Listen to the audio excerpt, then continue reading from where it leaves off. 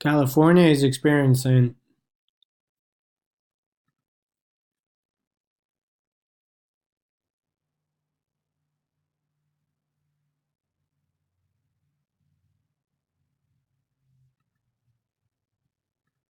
California is experiencing meteorological, hydrological, and agricultural drought.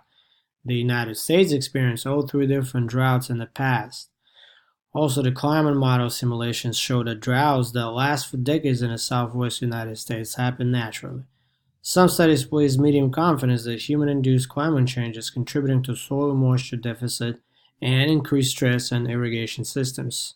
Furthermore, Seeger finds that the southwestern United States will experience decreases in surface runoff.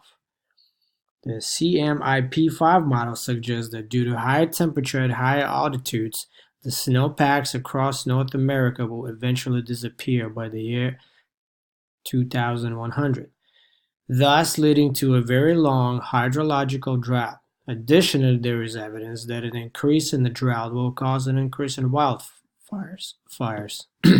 Excuse me. UN reports that California is particularly in danger of massive wildfires due to dry conditions. The future extent and commonness of fire will depend on local ecosystem qualities. Speaking of ecosystem qualities and effects it has in communities, the U.S. Climate and Health Alliance report that 2014 was the worst drought year for the Central Valley, California.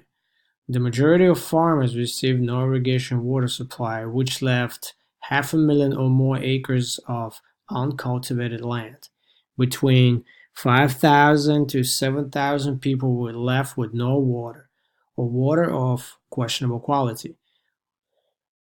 Water well failure has been a significant issue in the Central Valley. Although the Tulare County Environmental Health Department approved more than 3,684 drilling permits, more remain unknown due to many residents of the valley are undocumented and fear of evacuations if they report well failures.